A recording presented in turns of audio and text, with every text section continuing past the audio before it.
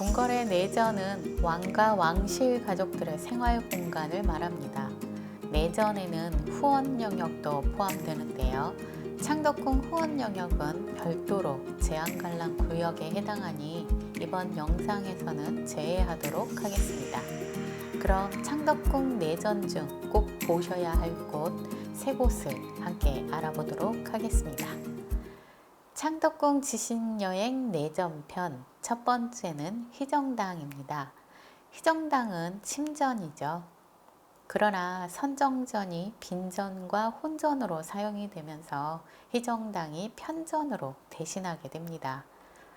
희정당을 마주하고 서면 우리 전통 건물에서는 볼 수 없는 돌출된 현관이 눈에 띕니다. 이렇게 생긴 현관을 포치식 현관이라고 하는데요. 자세히 보시면 현관으로 진입하는 것도 곡선으로 처리되어 있습니다. 궁궐에 이러한 현관은 왜 만들어졌을까요? 이 현관은 순종황제 시기에 만들어진 것인데요. 순종황제는 자동차를 탔었습니다. 그래서 황제의 자동차가 진입하기에 편리하게 하기 위해서이죠. 또한 비가 오는 날에도 비를 맞지 않고 차에 오르거나 내릴 수 있으니 그 편리함은 배가 되겠죠. 지금의 희정당은 원래 있던 건물에 증축을 해서 본관과 신관으로 나뉘는데요.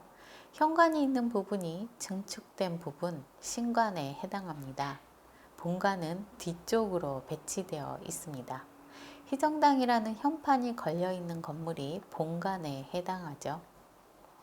그런데 이 희정당은 경복궁의 건물을 옮겨다 지은 건물입니다. 그 흔적이 아직도 희정당에 남아있는데요. 희정당 지붕 좌우 합각에 새겨진 글자 문양입니다. 강자와 령자가 새겨져 있죠.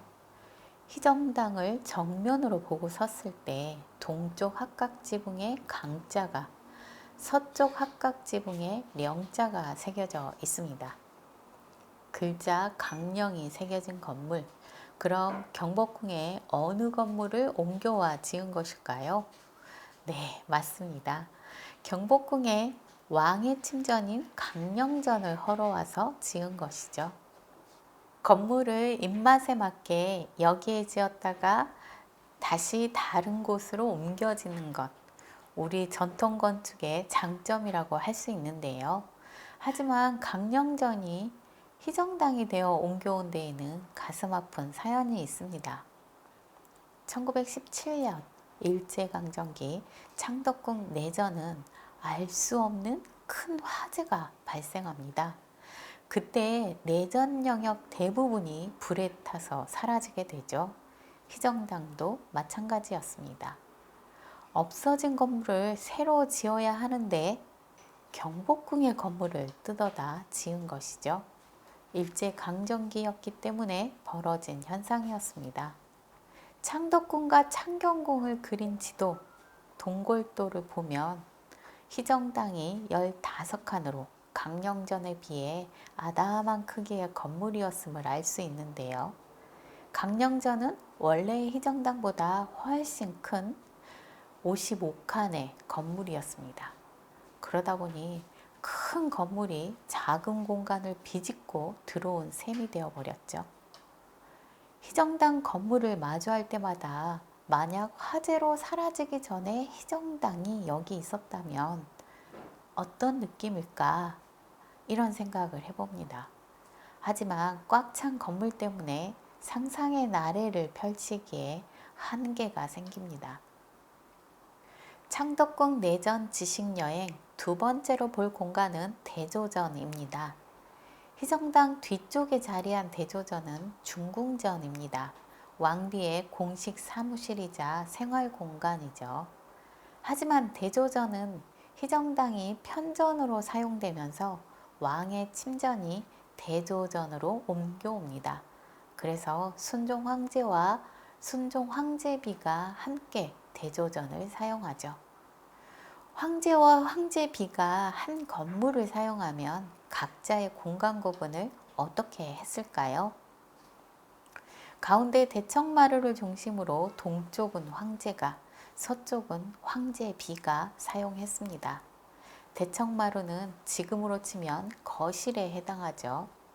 대조전의 대청마루에는 함께 차를 마시며 담소를 나눌 수 있도록 테이블과 의자가 배치되어 있습니다. 황제 부부의 공간답게 꽤 화려한 가구들이 배치되어 있죠. 순종 황제비가 사용한 서쪽 방에는 커다란 침대가 하나 놓여 있습니다. 아니, 조선시대에 침대를 사용했나요? 라고 의아해 하시는 분도 가끔 계시는데요. 대조전의 침대는 순종 황제비가 사용했던 침대입니다.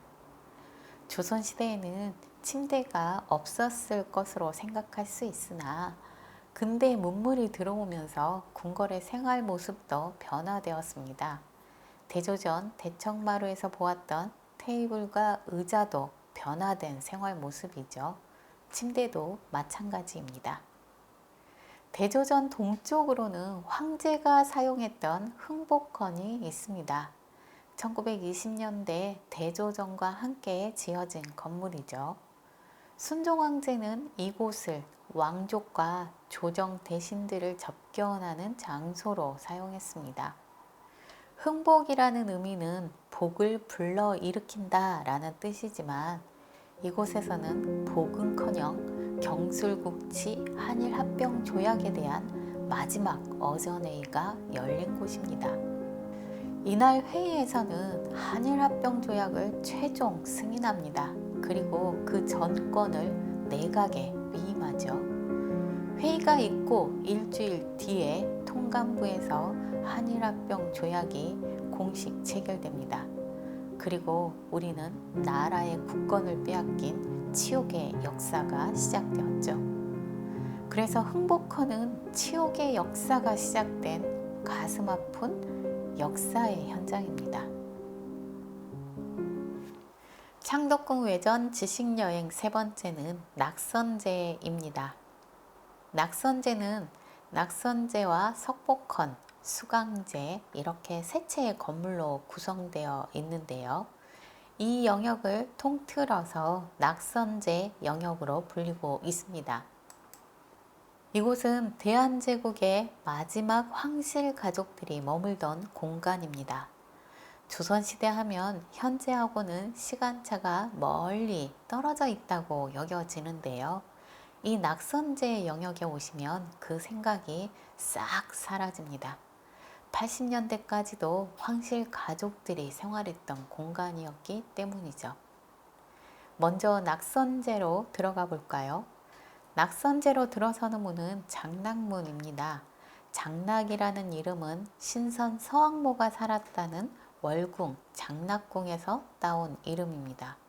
그래서 이 문을 들어선다는 것은 단순히 대문을 들어서는 것이 아니라 신선세계에 발을 들여놓은 것임을 의미합니다. 낙선제는 헌종이 자신의 서재로 지은 곳입니다. 헌종 13년인 1847년에 처음 지어졌죠.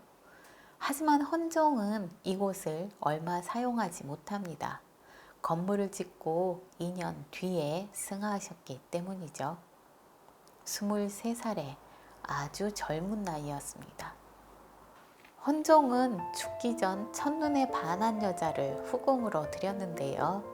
헌종이 사랑한 여인이 순하궁 경빈 김씨입니다. 경빈 김씨를 위해 지어준 건물이 석복헌이죠.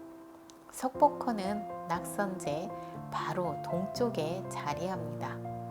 자신의 서재 옆에 건물을 지어서 자주 볼 수 있는 위치이죠. 헌종의 마음을 가늠해 볼 수 있는 위치입니다. 하지만 헌종과 순하궁 경빈 김씨의 행복은 짧았습니다. 헌종이 너무 일찍 돌아가셨기 때문이죠. 낙선제와 석복헌에 오시면 헌종의 취향도 살펴보시고 두 사람의 사랑 이야기도 상상해 보시기 바랍니다. 낙선제 영역의 마지막 공간은 수강제입니다. 수강제는 정조가 서재로 사용하기 위해 처음 지은 것인데요. 그러다가 헌종 때 낙선제 영역으로 바뀝니다. 이 수강제는 덕혜옹주가 일본에서 돌아와 1989년 돌아가실 때까지 거처했던 곳입니다. 광복 후 오랜 시간이 지나서야 겨우 고국으로 돌아왔던 덕혜옹주는 수강제에 머무시면서 석복헌에 계셨던 이방자 여사와 서로 의지하면서 지내셨습니다. 그리고 이곳에서 생을 마감하게 되고 장례식 또한 이곳에서 치러졌습니다.